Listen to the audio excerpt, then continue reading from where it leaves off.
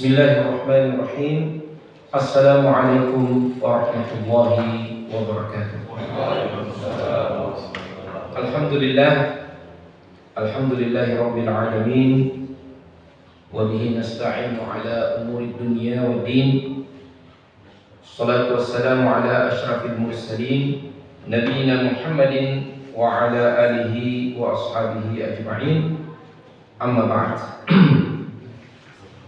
Rabbi shrah li sadri wa yassir li amri wahlul 'uqdatam min lisani yafqahu qawli.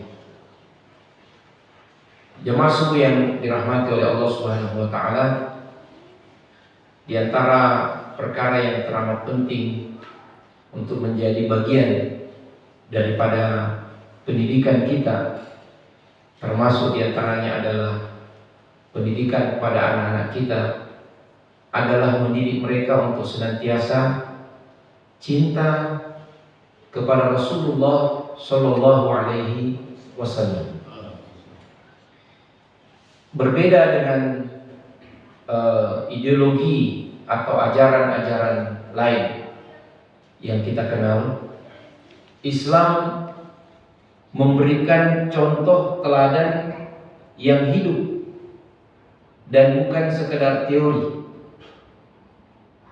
Kalau kita bertanya, mohon maaf Pak, ya, kalau kita bertanya ini, ya, siapa orang yang paling komunis? Ya. Orang mungkin bilang Karl Marx, ya. Ternyata banyak juga pada diri Karl Marx yang tidak mencitrakan ajaran komunisnya sendiri. Ya. Oh Lenin, ya. Oh tidak seperti itu juga ternyata. Mao Zedong, tidak bisa dikatakan sebagai orang yang paling komunis juga. Orang paling kapitalis, ya, tidak ada juga. Siapa contoh teladannya? Ya, tidak ada, ya. Nah, mohon maaf ini juga Pak, ya. Ini mungkin sedikit sensitif, tapi kalau kita bertanya, siapa orang paling Pancasilais? Iya. Tidak ada yang bisa mengklaim diri, ya, atau diklaim oleh orang lain. Termasuk Soekarno sekalipun, ya. Tidak bisa diklaim sebagai orang yang paling Pancasilais, Soekarno, Soeharto, ya, atau yang lain-lain. Tapi kalau ditanya siapa orang yang paling Islami kehidupannya, tidak ada orang yang berselisih, dialah Rasulullah Muhammad Sallallahu Alaihi Wasallam. Dari anak kecil sampai profesor akan menjawab seperti itu. Ya. Allah Subhanahu Wa Taala berfirman, "Laqad kana lakum fi Rasulillahi uswatun hasan." Sungguh pada diri Nabi Sallallahu Alaihi Wasallam ada teladan yang terbaik. Subhanallah. Beliau adalah seorang bapak yang paling berhasil mendidik anaknya. Beliau seorang suami yang paling lembut kepada istrinya dan paling piawai menarik hati dan cinta para istrinya. Ya. Subhanallah, ya. Betapa energi cintanya Rasulullah Sallallahu Alaihi Wasallam itu, ya, disebar bukan hanya pada satu istri, ya, tapi pada beberapa istri, ya. Subhanallah. Demikian pula beliau adalah seorang sahabat yang paling setia, ya. Dia juga adalah pemimpin yang paling unggul. Beliau juga panglima perang yang paling perkasa, ya. Semua peran-peran itu diperankan oleh beliau dengan cara yang terbaik, ya. Beliau adalah seorang ahli ibadah yang paling luar biasa, sampai bengkak-bengkak kakinya sholat pada Allah Subhanahu Wa Taala. Subhanallah, masya Allah. Maka pantaslah beliau yang kemudian mendapatkan posisi al-maqamul mahmud. Ya. Bagaimana itu doanya Pak? Kalau kita sudah azan, ya. Allahumma rabba inna hadi da'wati tammah salatil qa'imah ati Muhammadan al-wasilata wal fadilah wa ba'athu maqaman mahmuda. Ya, maqam al-mahmud itulah nanti yang disebut juga dalam peristilahan para ulama dengan asy-syafa'atul kubra. Syafaat yang terbesar, di mana nanti pada hari kiamat manusia datang kepada Adam alaihissalam meminta disyafaatkan agar pengadilan Allah segera dimulai, ya, karena hari itu Allah marah dengan kemarahan yang belum pernah ia marah seperti itu sebelumnya. Lam yaghdab bihi qat, ya. Tapi Adam takut, ya. tidak mau. Ya. Manusia pergi ke Nabi Nuh, Rasul yang pertama. Nabi Nuh juga tidak mau. Ya. Takut juga Nabi Nuh. Ya. Mereka pergi kepada Ibrahim alaihissalam. Nabi Ibrahim juga tidak mau. Mereka pergi minta syafaat kepada Nabi Musa alaihissalam. Nabi Musa juga takut, tidak mau. Mereka pergi kepada Nabi Isa, tidak mau juga. Ya. Akhirnya mereka pergi kepada baginda Rasulullah SAW. Maka Rasulullah SAW mengatakan, ini adalah untukku dan ini adalah bagianmu. Kemudian dia bersujud kepada Allah, memuji kepada Allah dengan puji-pujian yang Allah Subhanahu wa taala ajarkan kepadanya, dan kemudian Allah Subhanahu wa taala berkata, irfa' ra'sak sal tu'ta syafi' tu syafa'. Ya, angkat kepalamu, ya, mintalah akan dikabulkan permintaanmu, ya. Berilah syafaat akan diloloskan syafaatmu. Dan itulah yang disebut dengan, ya, asy-syafa'atul kubra atau al-maqamul mahmud, yang tidak ada manusia yang diberikan oleh Allah Subhanahu wa taala kedudukan seperti itu melainkan kepada baginda Rasulullah Muhammad sallallahu alaihi wasallam. Jamaah sekalian yang dirahmati oleh Allah Subhanahu wa taala, maka cinta kepada Rasulullah sallallahu alaihi wasallam ini tentunya bermula dari dari pengenalan terhadap beliau. Makanya dalam kurikulum pendidikan anak-anak para sahabat, yaitu para tabi'in, ya, mereka mengatakan, kana abauna yulaqinunana al-maghazi kama yulaqinunana suratan minal Qur'an. Adalah bapak-bapak kami, yaitu para sahabat, mengajarkan kepada kami al-maghazi, yaitu sirah, ya, kehidupan Nabi, sejarah kehidupan Nabi, seperti mereka mengajarkan satu surah dari Al-Quran. Jadi jamaah sekalian yang dirahmati oleh Allah Subhanahu wa taala, adalah dipandang baik, ya, bagi kita untuk membacakan secara sederhana mungkin tetapi runtut bagaimana kehidupan Nabi Shallallahu Alaihi Wasallam. Olehnya itu para ulama menulis banyak kitab-kitab yang disebut dengan kitab As-Sirah An-Nabawiyah. Ya, kalau peristilahan ulama mutaqaddimin ini namanya ilmul maghazi. Kenapa disebut maghazi? Maghazi artinya gazawat, ya, peperangan, karena memang kehidupan Nabi SAW, ya, dipenuhi dengan peperangan demi peperangan. Iya. Kehidupan Nabi SAW adalah kehidupan yang dipenuhi dengan perjuangan. Allahu Akbar. Nah, bagaimana kita mewariskan rasa cinta itu kepada anak-anak kita, ya, agar mereka mengenal Nabi-Nya, ya, mereka mengenal juga para sahabat Nabi-Nya, agar mereka juga mengenal keluarga Nabi-Nya dan memberikan hak-hak mereka dengan sebaik-baiknya. Jamaah sekalian yang dirahmati oleh Allah Subhanahu wa taala, ya, satu ketika datanglah Umar ibn Khattab radhiyallahu anhu kepada Rasulullah sallallahu alaihi wasallam dan berkata, ya Rasulullah, la anta ahabbun nas ilayya illa min nafsi. Ya Rasulullah, engkau adalah orang yang paling aku cintai kecuali atas diriku sendiri. Ya. Artinya saya masih lebih cinta diriku daripada engkau. Ya. Subhanallah, tapi tidak ada lagi orang yang saya lebih cintai melainkan engkau. Maka berkatalah Rasulullah sallallahu alaihi wasallam, ya, walladzi nafsi biyadihi, ya, demi Tuhan, demi Allah yang jiwaku ini berada di tanganmu, di tangannya, ya, belum sempurna cintamu hai Umar, hatta akuna ahabba ilayya hatta min nafsi, sampai aku lebih engkau cintai termasuk dari dirimu sendiri. Maka Umar serta merta, ya, dengan ucapan itu langsung terupgrade itu, ya, dia punya cinta kepada Rasulullah SAW dan berkata, al-an, ya, anta ahabbun nasi ilayya hatta min nafsi. Engkau lah Rasulullah saat ini orang yang paling aku cintai lebih daripada diriku sendiri. Maka Rasulullah SAW mengatakan, al-ana ya Umar, baru sekarang sempurna cintamu hai Umar. Ya. Nah, ini bagaimana Rasulullah SAW ya mengajarkan cinta itu kepada para sahabatnya. Ini juga menjadi satu pelajaran bagi kita, bapak-bapak dan saudara sekalian, ya, bahwa cinta itu timbal balik, Pak. Sebagaimana kita mencintai, maka demikian pula kita akan dicintai.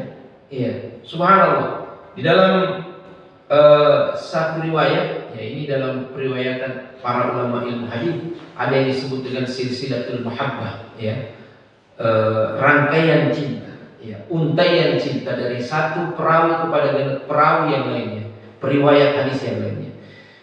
Ini disebutkan, diriwayatkan bahwa Nabi SAW pernah berkata kepada sahabatnya Mu'adz bin Jabal. Beliau mengatakan, ya Mu'adz, inni uhibbuka fillah. Wahai Mu'adz, ketahuilah aku mencintaimu karena Allah. Fala tad'anna dubura kulli salatika an taqul, jangan kau sampai lupa untuk berdoa setiap di penghujung salatmu, Allahumma a'inni ala dzikrika wa syukrika wa husni ibadatika. Ya Allah, tolonglah aku untuk senantiasa bisa berzikir kepadamu, bersyukur kepadamu, dan beribadah sebaik-baiknya kepadamu. Tapi riwayat ini dimulai dulu dengan kata-kata, ya aku cinta engkau karena Allah. Maka katanya para ulama ilmu hadis ketika meriwayatkan juga hadis ini kepada muridnya, dia juga berkata begitu, inni uhibbuka fillah, ya. Nah, inilah sanadnya. Maka ini menjadi sesuatu yang menjadi pemicu cintanya sahabat kepada Rasulullah SAW, karena Rasulullah SAW juga mencintai para sahabatnya. Demikian juga dengan anak-anak kita, ya. Kita perlu untuk menyampaikan betapa cintanya Rasulullah SAW kepada umatnya, sampai semua hal-hal detail diperhatikan oleh Rasulullah SAW. Bahkan sampai persoalan hajat-hajat kehidupan manusiawi, ya. Ada yang butuh bantuan, ada yang kelaparan, ya, ada yang bermasalah dengan keluarganya, semua menghadap kepada Rasulullah SAW. Sampai-sampai ya turun firman Allah Subhanahu wa taala surat Al-Isra, wa imma tu'ridanna anhum ibtigha'a rahmatin min rabbika tarjuha faqul lahum qawlan maysura. Dan ketika engkau Muhammad memalingkan pandangan wajahmu dari mereka menghadap ke langit, ya, mengharapkan pertolongan Allah, rahmat Allah Subhanahu wa taala. Ini disebutkan oleh para ulama, pengertian ayat ini adalah bahwa Rasulullah SAW itu selalu didatangi oleh siapa? Para sahabatnya yang butuh, ada keperluan, ada hajat, ya. Tapi tidak semua bisa dipenuhi oleh Rasulullah SAW. Maka Allah mengatakan, ya ketika kau palingkan wajahmu ke langit, seakan-akan, ya bukan seakan-akan, memang Rasulullah mengharapkan pertolongan Allah Subhanahu wa taala. Ya, kalau sudah seperti itu keadaannya, kau tidak bisa penuhi semuanya, faqul lahum qawlan maysura, maka berilah mereka kata-kata yang baik, kata-kata yang menenteramkan, menyejukkan, ya. Jadi kalau kita tidak bisa memberi, jangan juga ditambah dengan umpatan, ya, kata-kata yang menyakitkan, ya. Dengan pada sarai proposal kan, ya, marah-marah kode, ya. Jadi kalau tidak bisa lolos proposal, ya paling tidak berikan kata-kata yang baik. Oh, mohon maaf, ya, ini ada kondisi yang tidak memungkinkan. Begitu, ya, arahan daripada Al-Quran. Ini semua menunjukkan betapa Rasulullah SAW menjadi tokoh sentral dalam pengamalan Islam ini. Nah, inilah yang perlu kita deliverikan, perlu kita antarkan kepada anak-anak kita, cinta kepada Rasulullah SAW. Bagaimana caranya? Jamaah sekalian yang dirahmati oleh Allah Subhanahu wa taala, ya, dalam pepatah dikatakan tak kenal maka tak cinta. Ya. Bagaimana caranya memperkenalkan, ya, Rasulullah SAW kepada anak-anak kita? Jangan sampai anak-anak kita lebih kenal para artis Korea, ya, daripada Rasulnya sendiri, ya. Maka kita harus dengan berbagai variasi mengenalkan sejarah kehidupan Rasulullah SAW kepada anak-anak kita ini.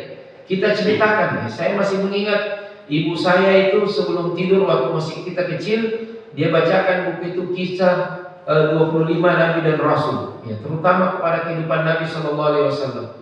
Diajarkan bagaimana Nabi SAW pada saat lahir, bagaimana dia lahir dalam keadaan yatim, diasuh oleh ibunya, umur 6 tahun ibunya meninggal, diasuh oleh kakeknya, tidak lama kemudian kakeknya meninggal, diasuh oleh pamannya, ya kemudian dia menjadi pemuda yang terpercaya, al-amin, ya. Inilah rangkaian-rangkaian kehidupan Nabi yang perlu disampaikan dan diketahui oleh para anak-anak kita. Apalagi sekarang, subhanallah, ya, canggih. Ada yang namanya sosial media. Kita bisa dapatkan banyak konten-konten yang mendidik, yang mengajar anak-anak kita untuk mencintai Rasulullah SAW. Karena mencintai Rasulullah ini akan mengantarkan mereka untuk mencintai ajaran Islam. Karena sesungguhnya ajaran Islam yang paripurna itu adalah apa yang disampaikan dan diamalkan, ditunjukkan, diteladankan oleh baginda Rasulullah SAW. Dan ada mawaqif, ada kisah-kisah Rasulullah yang menggugah, ya. Ini sangat perlu untuk kita sampaikan terus-menerus kepada anak-anak kita.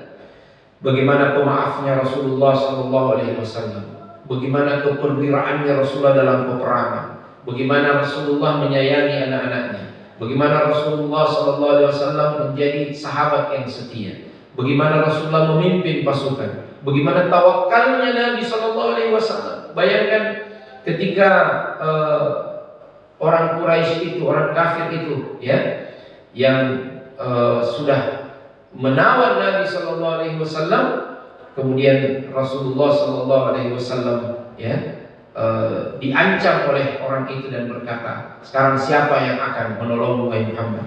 Serta merta dengan penuh keyakinan Rasulullah SAW menjawab, Allah. Bergetar tangannya orang kafir itu, lantas kemudian jatuhlah pedangnya dan Rasulullah SAW mengambil. Sekarang siapa yang bisa menolongmu? Ya. Masya Allah, tabarakallah. Demikianlah Rasulullah SAW, pribadi yang paripurna, penuh dengan cinta kasih, sekaligus penuh dengan keperwiraan, ya, penuh dengan keberanian. Nah, ini kalau di dalam ilmu keislaman, studi keislaman, studi sejarah kehidupan Nabi, ya, dikenal juga ada kitab-kitab khusus yang membahas tentang hal ini, disebut dengan kitab Asy-Syama'il, ya. Di antaranya kitab Asy-Syama'il Al-Muhammadiyah, ya. Artinya bagaimana sisi-sisi kehidupan Nabi SAW, bagaimana bentuk rupanya, perlu juga diketahui, Pak. Bagaimana bentuknya, gambarannya wajah Nabi SAW, walaupun tidak boleh dilukis, tidak boleh digambar, ya, tidak boleh difilmkan, tapi kita secara deskriptif, ya, artinya penggambaran, ya, kita harus tahu Nabi SAW tidak putih sekali seperti, mohon maaf, ras orang Cina, tidak juga hitam seperti orang Afrika, ya, tidak juga sawo matang, ya, tetapi kulitnya putih agak kemerah-merahan, ya, subhanallah. Rambutnya tidak lurus, ya, seperti kita, tidak juga keribu, ya. Nah, ini gambaran-gambaran tentang diri beliau SAW, tidak terlalu tinggi, tidak pendek, ya, pertengahan, ya, masya Allah. Ini penting juga diketahui, ya, karena banyak orang yang mengaku mimpi bertemu Rasulullah SAW. Jadi setan itu tidak bisa meniru, bersalin rupa seperti Nabi SAW. Tapi dia boleh berdusta dan mengatakan dalam mimpi kita bahwa saya adalah Rasulullah. Ya, banyak orang tersesat, Pak, gara-gara mimpi, karena tidak tahu tentang bagaimana wujud rupanya Rasulullah SAW. Ada orang pernah mimpi, dia bilang saya didatangi oleh Rasulullah SAW, ya, sangat gagah sekali, hitam manis, tapi tidak hitam, ya. Nah, dia bilang begini, ya, banyak, ya.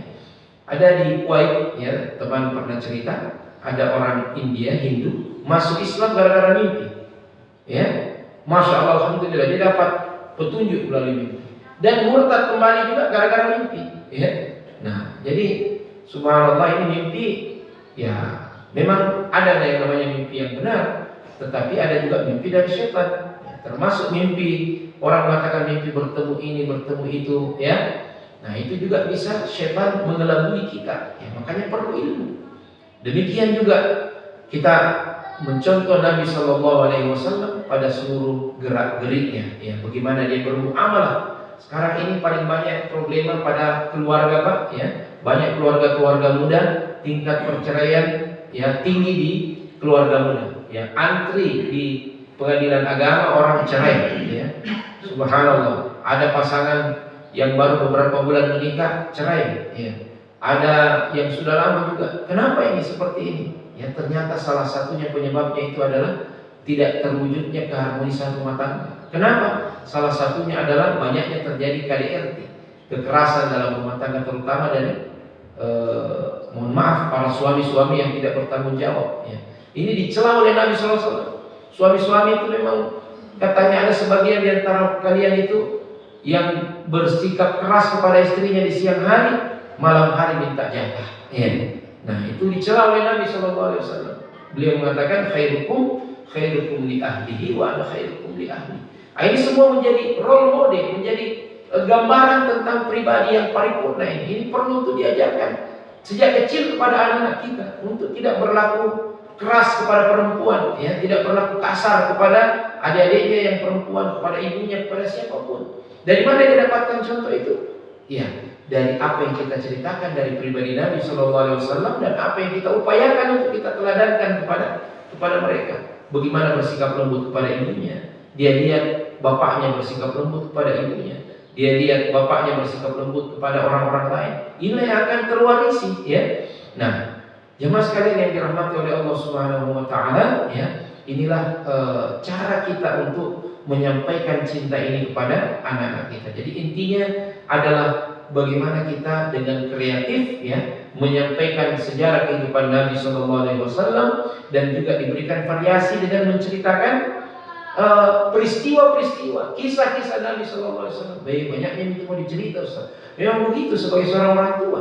Kita harus menjadi pencerita yang baik, ya, kepada anak-anak kita. Harus ada waktu, ya, sibuk cari nafkah, ya. Nah, siapa suruh punya anak? Ya, punya anak berarti bertanggung jawab untuk mendidik mereka, menyisihkan waktu untuk mereka, ya. Ada istilahnya apa? Quality time. Salah satu bentuk quality time itu adalah dengan menceritakan tentang Rasulullah SAW. Jadi dipandang baik kalau ada majelis kita di rumah masing-masing, ya, kita bacakan tentang sejarah Nabi, sejarah kehidupan Nabi SAW. Ya saya tidak tahu, Ustaz, saya bukan pelajar agama, ya. Sudah banyak sekarang buku-buku bisa kita beli, ya. Sejarah kehidupan Nabi, Syekh Sofiur Rahman Al-Mubarakfuri, Sirah Rasulullah SAW. Ya, kita bisa bacakan perlahan-lahan sambil kita sama-sama belajar, ya. Learning by doing katanya, ya. Teaching by learning, ya. Kita mengajar dan juga kita bersama-sama belajar.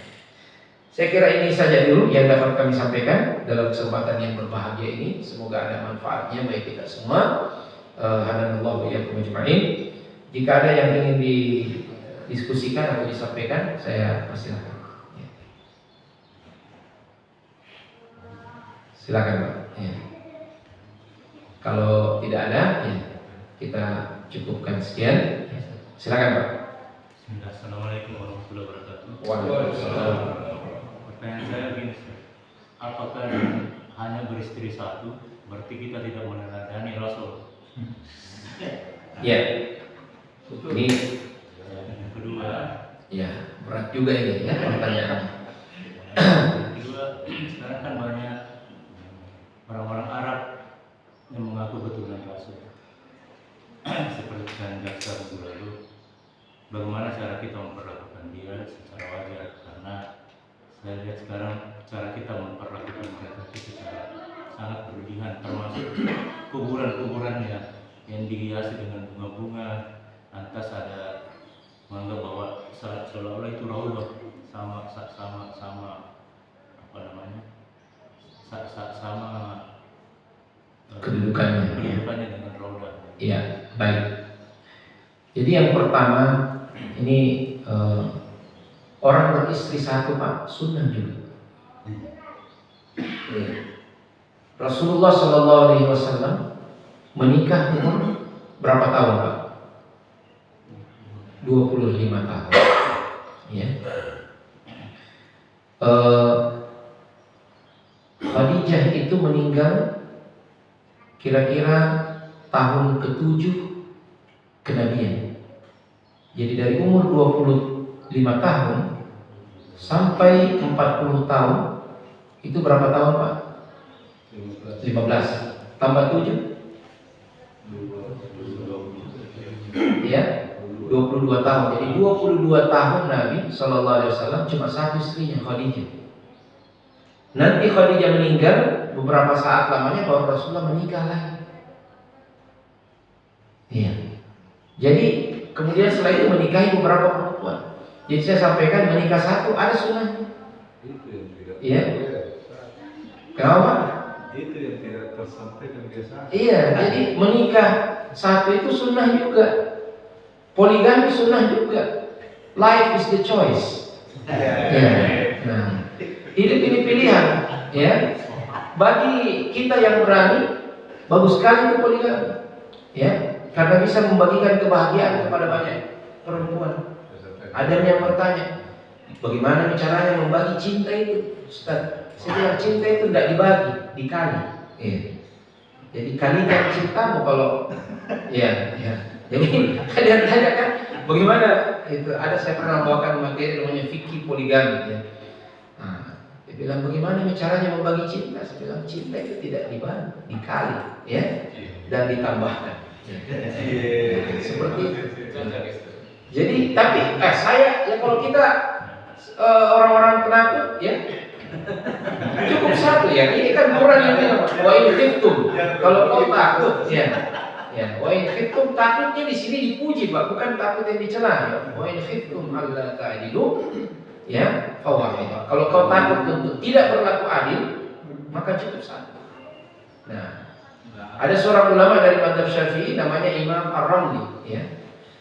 Kayaknya banyak orang Indonesia namanya Pak Ramli ya. Nah, itu Imam Ar-Ramli mengatakan makruh berpoligami. Kalau dia makruh. Kenapa? Karena ta'adduduz zaujat itu mu'arrad lidzulm, berpotensi untuk berlaku zalim. Iya. Nah, bayangkan Pak, saya tidak menakut-nakuti ini ya. Nah, orang nanti kalau sudah menikah lebih dari satu tetapi tidak berlaku adil ya jalan pincang nanti di hari akhir. Ya. Jadi hati-hati juga ya. Jadi biasa juga ada yang ada ibu-ibu di atas ya. Ya, dengar baik-baik ya. Sengaja sampaikan begini karena ada ibu-ibu toh. Ya. Nanti kita materi lain lagi kalau khusus bapak-bapak ya. Nah, jadi namanya menikah itu ya, semuanya ada sunnahnya dari Nabi Shallallahu Alaihi Wasallam. Jadi ada yang biasa bertanya, sudah sunnah, lo kan sunnah apanya? Dibilang menikah lagi sekali. Satu juga itu sunnah, ya. Rasulullah 22 tahun hanya satu istri. Bayangkan, ya. Nah, jadi bacalah buku yang ditulis oleh bapak namanya Ustadz di Jogja namanya Ustadz Cahyadi Takadiawan, ya. Judul bukunya itu Bahagiakan Diri dengan Satu Istri. Itu Pak. Ya, tidak terlalu semangat mendengarnya. Iya. Nah, saya kira begitu Pak ya. Ya, barakallahu fiik. Adapun tentang Ahlul Bait, ini adalah perintah Allah Subhanahu wa taala untuk menghormati memberikan penghargaan kepada keturunan Nabi Sallallahu Alaihi Wasallam. Bahkan Rasulullah memperingatkan, "Udzakirukum bi ahli baiti." Aku peringatkan kalian tentang keluarga. Kita sholat Pak. Ya bagaimana caranya kita bersolawat? Allahumma sholli ala Muhammadin wa ala ali Muhammad. Artinya kita bersolawat mendoakan keluarga Rasulullah Sallallahu Alaihi Wasallam. Ya. Tapi jangankan kepada keluarga beliau, kepada Rasulullah saja tidak boleh berlebihan. Dalam hadis Rasulullah SAW mengatakan, la tatruni kama qara'atin nasara Isa ibn Maryam. Jangan kalian bersikap berlebih-lebihan kepadaku seperti kaum Nasrani bersikap berlebih-lebihan kepada Isa ibn Maryam. Ya. Yang wajar, penghargaan kita harus wajar. Ya. Jangan berlebih-lebihan seperti kuburannya. Jangankan kuburan keluarga Nabi, kuburan Nabi saja seharusnya tidak diperlakukan dengan berlebih-lebihan. Ya, tidak boleh membangun kuburan ya, berlebih-lebihan sampai mohon maaf disembah-sembah atau dijadikan sebagai tempat keramat ya, yang ada keutamaan tertentu kalau berdoa di sana ya. Nah, ini adalah kebiasaan-kebiasaan jahiliyah sebenarnya yang sudah diberantas oleh Nabi Sallallahu Alaihi Wasallam sendiri. Ya. Nah, jadi bagaimana cara kita memberikan penghargaan kepada keluarga Nabi? Pertama, jangan menzalimi mereka. Ya. Kemudian yang kedua, kita membantu mereka pada saat mereka membutuhkan. Makanya keluarga Nabi itu tidak boleh dikasih sedekah, zakat tidak boleh. Ya. Jadi kalau ada sayyid, ya, itu menerima uang zakat, ya, itu bertentangan dengan ajaran Islam. Mereka itu menerima apa? Al-ghanimah wal fai. Ya, kalau ada perang, harta rampasan perang, itu mereka ada namanya khumus, ya. 1/5 daripada harta rampasan perang itu untuk diberikan kepada keluarga Nabi Shallallahu Alaihi Wasallam. Jadi umpamanya pengaturan APBN itu harus ada khusus untuk mereka, karena mereka tidak boleh dikasih apa sedekah. Kalau hadiah boleh. Nabi dan para keturunannya tidak boleh menerima sedekah. Ya, tidak boleh menerima sedekah. Ya. Nah, siapa yang dimaksud keturunan Nabi Shallallahu Alaihi Wasallam? Inilah anak-anak keturunan beliau. Kemudian termasuk juga min Ahlul Bait adalah Alu Abdul Muttalib, ya, Bani Hashim, ya. Ini adalah termasuk diantara Ahlul Bait, ya. Jadi keturunan Abbas Ahlul Bait, keturunan Ali radhiyallahu anhu, ya, Ahlul Bait. Nah, keturunan itu dari bapak, kecuali dari Nabi Shallallahu Alaihi Wasallam, ya. Jadi Rasulullah punya anak namanya Fatimah. Fatimah ini ada dua anaknya yang laki-laki, namanya Hasan dan Husain. Ya. Hasan ini punya keturunan juga, namanya Al Hasani. Ya. Itu Raja Yordan Hasani, ya. Maroko Hasani. Ya. Nah, Husain punya anak juga keturunan. Inilah yang kemudian berlanjut keturunannya. Ya. Jadi orang Syiah menganggap keturunan dari Husain saja. Ya. Kita baik dari keturunan Hasan, Husain, semuanya adalah Ahlul Bait yang harus kita hormati. Tapi tidak boleh dengan berlebih-lebihan, ya, seperti mengkultuskan. Nah, orang Syiah ini menganggap keturunan Nabi itu adalah suci, maksum seperti Nabi. Makanya definisi hadis menurut Syiah itu adalah perkataan, perbuatan, takrir dari Nabi dan Ahlul Bait al-Maksumin. Ya. Nah, kita tidak sampai Nabi saja. Yang maksum, yang tidak ada dosa sampai Nabi saja. Selain itu, semua bisa bersalah, semua bisa berdosa. Dan ini dibuktikan dengan perkataan Nabi, ya, walaupun iftiradi sifatnya, artinya diumpamakan, tetapi ini menunjukkan kemungkinan, ya. Rasulullah SAW mengatakan, ya, "Lau anna Fatimah bintu Muhammadin sarakat laqata'tu yadaha." Ini ada seorang wanita Quraisy yang mencuri, dilapor, ya, dipotong tangannya. Datanglah pembesar-pembesar Quraisy, sahabat, ya, bilang, "Ya Rasulullah, kita berikan syafaat jangan dan dipotong tangannya itu." Rasulullah mengatakan, seandainya anakku sendiri yang melakukan itu, saya potong tangannya dulu. Ya, demikian tegasnya hukum di sisi Rasulullah Shallallahu Alaihi Wasallam. Jadi intinya berlaku wajar, tetapi memberikan hak-hak mereka, menolong mereka, membantu mereka, ya, memberikan haknya, ya, yaitu khumus daripada al-fai, ya. Al-fai itu harta rampasan dari musuh yang tidak didapatkan dengan perang, ya. Ghanimah namanya sudah perang dulu baru didapatkan, itu 1/5 daripada itu adalah haknya Ahlul Bait, ya, Rasulullah dan Ahlul Baitnya. Kemudian kita jangan merendahkan mereka, ya, jangan menghina mereka, ya, jangan menyakiti mereka, jangan menzolimi mereka. Ini yang sangat penting. Nah, banyak terjadi dalam sejarah, ya, orang-orang yang selalu ada kisahnya, ada Syiah, ada Nawasib. Nawasib ini orang yang membenci Ahlul Bait, sebaliknya, ya. Maka disebutkan oleh Ibnu Taimiyah itu tanggal 10, ya, ada dua kelompok, 10 Muharram ada dua kelompok, ya. Ada kelompok yang sangat apalagi namanya berlebihan, ya. Mereka bersedia atas kematian Husain dan melakukan ma'atin sepanjang zaman, ya. Melakukan hari meratap, ya, sepanjang hari. Ada yang kemudian bergembira, ya. Orang-orang di Dimashq dahulu banyak namanya Nawasib. Dia gembira, makan-makan dia tanggal 10 Muharram itu. Ahlus Sunnah pertengahan, ya. Dia puasa pada saat 10 Muharram. Nah, itu panjang ceritanya Pak, tapi intinya seperti itu. Wallahu a'lam bishawab. Ya. Cukup insyaallah. Ya. Oh iya, silakan. Kak Irfan. pekan lalu itu saya menghadiri pernikahan anak teman saya, anak sahabat gitu ya. Iya. Karena saya datang terlambat gitu. Nah sahabat saya ini punya anak cucu, punya cucu 10. 10? Ya, Barito Masya Allah. punya cucu 10 ya. Jadi, nah kawan saya ini memang sejak sering bersahabat ya. Jadi itu penentang poligami gitu. Penentang poligami gitu. Saya datang berapa waktu itu, tiba-tiba dia datang menurut saya, boleh dari situ saya, Bang, saya nikah, sudah nikah gitu. Oh. Jadi saya kaget bahwa gimana? Jadi langsung kita termotivasi juga. Ya. Saya mau sampai saya berkata bahwa gitu. Jadi bahwa nikah itu kadang takdir Ustaz. Gitu. Jadi, Betul. Jadi dia nggak bisa. Tidak bisa menolak. Ya. Rezeki jangan ditolak. Itu takdir Ustaz. Takdir, betul sekali ya. Setiap orang punya takdirnya, ya. Betul sekali ya. Jadi ini satu motivasi bagi kita ya.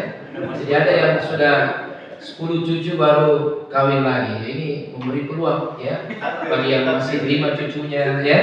Masih 3, saya sudah 13 jadi ya kayaknya sudah ya. Jadi ada yang saya bawakan materi satu ketika namanya judulnya fikih poligami. Setelah selesai bla bla bla langsung ada bertanya, Ustaz, palate itu cerita ya. Apa Ustaz sudah mengamalkan juga? Saya bilang iya. Iya, saya bilang ini tidak semua amalan itu harus kita cerita. Kan begitu ya.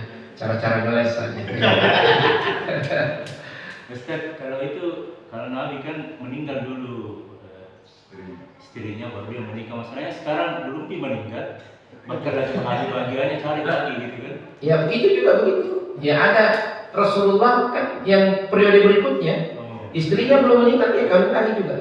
Jadi ya ini model dari Rasulullah ini betul-betul apa lagi multi apa? Ya bukan multi tafsir ya, multi model. Ya. Nah jadi kita bisa meniru, saya yang ini bu, ya, saya meninggal pi, ya, makanya ada cerita meninggal itu istrinya Pak Haji, ya, ini di Jakarta ceritanya begini, dia langsung langkai ke mayatnya, istrinya, langsung dia bilang, kenapa Pak Haji? Dia bilang ini istriku dulu bilang, ya, kalau kau menikah langkai dulu mayatku, ya. Jadi meninggal istrinya dia langkai lagi, saya bilang betul-betul ini Pak Haji, ya. Sudah berniat ketika dia berniat memang. Jadi tetapi itu bukan persyaratan ya. Yang persyaratan itu adalah bahwa memang sanggup untuk berlaku adil. Dan adil dalam perspektif ini, dalam konteks ini hanya dua, yaitu adil dalam nafkah dan adil dalam bermalam. Itu penjelasan para ulama ya. Adil dalam nafkah, adil dalam bermalam. Nah, itu bermalam di Pak. Ya, bermalam ini kata para ulama bukan berarti hubungan suami istri, bukan. Ya, yang penting bermalamnya. Adapun hubungan suami istri itu tergantung kesepakatan. Ya. Tergantung kemampuan. Nah itu yang saya mau bilang ya, begitu Pak. Ya. Jadi kalau dulu mesti jangan cerita. Ya. Sama-sama dirasakan. Iya. Saya kira begitu Pak. Ini dua tema yang kalau sudah mulai dibuka sulit berhenti ya. Poligami dan jin. Iya, terakhir. Ya. Betulkah itu keturunan Nabi semua sudah pasti masuk surga? Pasti tidak betul. Karena darah Nabi mengalir sama dia, jadi dia tidak dicuci di neraka dia. Iya, pasti tidak betul ya. Karena Abu Lahab juga keturunan Nabi Ibrahim. Bukan, keturunannya Nabi Muhammad. Tidak ada jaminan. Iya. Tidak ada jaminan. Tidak ada jaminan bahwa keturunan Rasulullah semuanya pasti masuk surga. Iya. Selawat itu kita mendoakan Nabi dan keluarganya. Iya. Berarti semua umat Islam mendoakan keselamatan untuk keturunannya. Berarti dia diampuni dosanya. Tidak ada, tidak dipahami seperti itu, ya. Tidak ada pemahaman seperti itu, ya. Yang maksum dijamin masuk surga itu menurut akidah Ahlussunnah wal Jamaah ya hanya Rasulullah SAW dan orang-orang yang disebut langsung oleh Nabi dengan nas. Makanya akidah Ahlussunnah wal Jamaah, ya, tidak boleh kita memastikan orang ahli surga atau ahli neraka kecuali dengan dalil. Apa dalilnya? Ya, Abu Bakar As-Siddiq pasti masuk surga, ada dalilnya. Umar ibn Khattab ada dalilnya. Ya, Khulafaul Arba ini ada dalilnya. Makanya disebut Al-Asyra al-Mubasysyirina bil Jannah, ada 10 sahabat yang secara nama memang disebutkan ahli surga. Ya. Nah, itu sudah ada tentunya, tapi keturunan Nabi tidak ada jaminan. Iya. Tidak ada jaminan. Didoakan semua umat Islam sejak dulu sampai sekarang mendoakan, ya. Makanya kita ambil pelajaran dengan demikian, kalau begitu semua keturunan Nabi dijamin masuk surga. Iya. Semua kita kan keturunan Nabi Adam, ya. Tapi taruhlah Nabi yang datang setelahnya, Nabi Nuh, atau yang tersambung nasabnya sampai sekarang, Nabi Ibrahim. Nabi Ibrahim punya anak Nabi Ismail, keturunan Nabi Ismail namanya Banu Kinanah. Kemudian sampai kepada Quraisy. Di antara Quraisy ada keturunannya Nabi Ibrahim. Itu Quraisy keturunan Nabi Ibrahim. Ya. Nabi Ibrahim itu minta doa agar keturunannya semua diselamatkan oleh Allah Subhanahu wa taala. Tapi Allah tidak memberikan jaminan untuk itu. Nah, Allah Subhanahu wa taala ya hanya memberi jaminan keselamatan kepada orang-orang yang memang mencari jalan keselamatan itu, walaupun dia keturunan Nabi sallallahu alaihi wasallam. Jadi Islam ini ya ada kebersamaan, kesetaraan ya. Inna akramakum indallahi atqakum, yang paling mulia yang paling takwa. Nah, dalam kenyataan, apakah mungkin ada keturunan Nabi yang murtad? Bisa jadi. Ada yang keluar dari Islam. Ya, dalam banyak beberapa kejadian dia keturunan Nabi sudah habib atau murtad. Bisa jadi, ya. Nah, karena hidayah Allah subhanahu anak Nabi Nuh anaknya kafir, ya, tidak ada jaminan. Abu Lahab itu, Abu Jahal keturunan Nabi Ibrahim itu, ya, tapi tidak ada jaminan. Demikian pula keturunan Nabi Muhammad SAW. Ya, cuma kita wajib untuk berbuat baik kepadanya, wajib untuk menghargainya. Tidak berarti kita mensucikannya, ya, tidak seperti itu. Saya kira demikian, ya. Jazakumullah khair. Terima kasih banyak. Semoga Allah Subhanahu wa taala menjaga kita semua. Subhanallahi wa bihamdihi asyhadu an la ilaha illa anta astaghfiruka wa atubu ilaik. Wassalamualaikum warahmatullahi wabarakatuh.